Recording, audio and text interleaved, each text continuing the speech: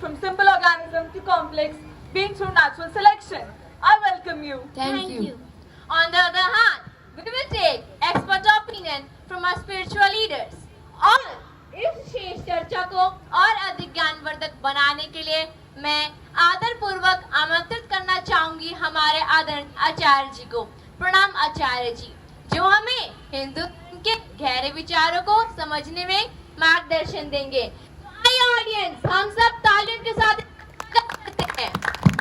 Let's take a moment to appreciate the presence of our esteemed audience who have taken time after their busy schedule to be with us today. I welcome you and assure you this discussion will be both enlightening and engaging. Yes. We also have our student panel representing the fresh and inquisitive minds of today, eager to ask tough questions and challenge conventional perspectives. Hello guys!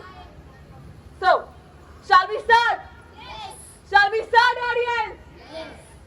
Okay, to begin, let's hear from our expert doctor. As an evolutionary biologist, what does modern science say about evolution? Thank you, Akshita. According to me, evolution is backed by extensive fossil evidence, genetics, and biological studies. It tells us that life started in water, evolved into amphibians, reptiles, mammals, and eventually humans. This is not a belief, it is a well-researched scientific theory. Interesting. तो विज्ञान के अनुसार विकास एक क्रमबद्ध प्रक्रिया है। हाँ, लगता तो वैसे ही है। आचार्य जी, क्या विष्णु जी के 10 अवतार विकास प्रक्रिया से जुड़े हैं? इसका उत्तर देने से पहले मैं आप सभी से एक प्रश्न पूछना चाहूंगा।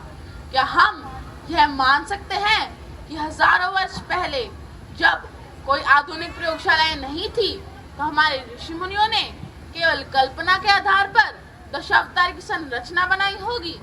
आचार्य जी, ये 10 अवतार क्या है? क्या इसके बारे में हमें और गहराई से बताएंगे?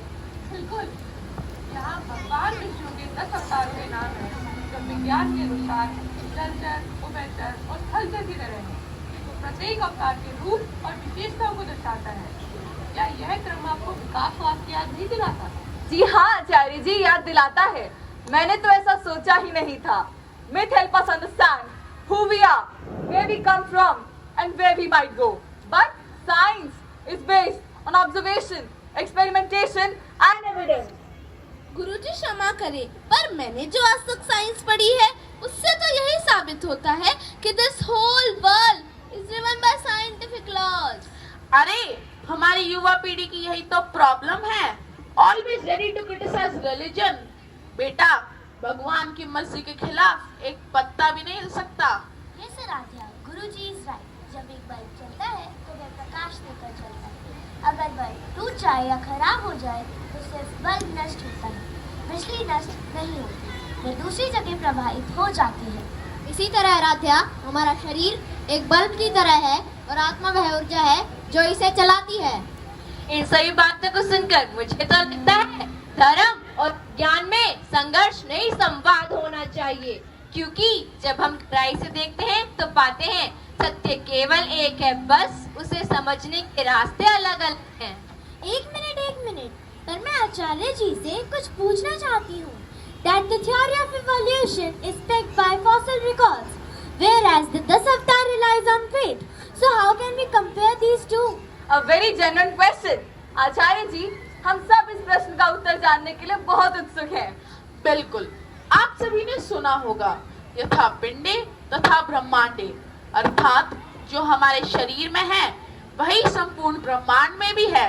यदि विकास की प्रक्रिया ब्रह्मांड में हो सकती है तो हमारे शास्त्रों में क्यों नहीं? क्या यह केवल संयोग हो सकता है कि हजारों वर्ष पहले हमारे ऋषि मुनियों ने जीवन की उत्पत्ति को ठीक उसी क्रम में बताया जिसे आधुनिक विज्ञान आज सिद्ध कर रहा है? हाँ, बिल्कुल सत्य। विज्ञान खोज करने के पीछे है और धर्म अनुभव करने में आगे है। दोनों ही सत्य की खोज करते हैं, बस उनके रास्ते अलग अलग हैं। तो आचार्य जी के अनुसार, dear audience, Hinduism and theory of evolution are interconnected. Yes, I do agree. They are interconnected. आचार्य जी, जो वेदों और पुराणों में लिखा है वह सचमुच में वैसा ही है जैसा लिखा है, या फिर हम उसे अति विशेषता के साथ महिमा मंडित करते हैं? बेटा,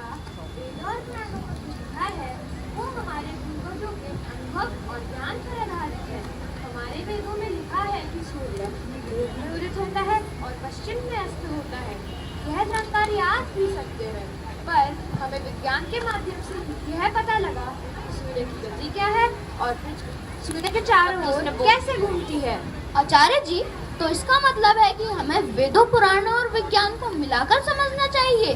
हाँ बेटा, यही सही तरीका है। हमें वेदों और पुराणों को विज्ञान के साथ मिलाकर समझना चाहिए। Now I realize that the Shavtar also contain ideas similar to evolution long before Darwin. Thank you, Acharya ji. This has given me a new perspective on the harmony between the science and spirituality. True, both perspectives are incredibly valuable. Ma'am, Okay. We have time for one more question from audience side. Sir, please. yes, I have one more question in my mind. I want this answer from anthropologist perspective. Sure, sir. My question is, how do the avatars relate the concept of evolution and development of life on the earth? Listen, science explains how life evolved and religion explores why life exists. The evolutionary process, starting with the aquatic life Matsya and progressing through all the various forms. Both the perspectives enrich understanding of the world. Okay, you are right, Prithvi. This can be seen as process of evolution itself. Whenever life reaches a new stage, a new form emerges to maintain balance. Vishnu ji ke 10 avatars are not random but progressive. Just like evolution follows pattern guided by natural laws. पर मैं आप सभी से एक प्रश्न पूछना चाहूँगा कि इन सब में आत्मा कहाँ एग्जिस्ट करती है? So, इस विषय में मैं एक एग्जाम्पल देना चाहती हूँ। I study science जो कि फिजिकल डोमेन में वर्क करती है and it is based on facts only. Plant germination से लेकर एरोप्लेन के उड़ने तक everything is proven. But if God exists, why can't we see? ईश्वर को मानने की अनेकों वजह और आस्था हो सकती है और न मानने के हजारों दर्द, पर ये कहने वालों से कि ईश्वर है तो साबित करके दिखाओ कि God is one and all are his creations. सलीका ही नहीं, शायद उसे महसूस करने का। सलीका ही नहीं, शायद उसे महसूस करने का। जो कहते हैं खुदा है तो नजर आना जरूरी है, खुदा है तो नजर आना जरूरी है। This discussion has changed how I view both evolution and Hinduism. It seems like they are not in conflict but rather complement each other. इसी चर्चा के साथ हम आपके पास दोबारा आएंगे। पहले हम चलते हैं आज की ऑडियंस के पास। We have such an amazing audience.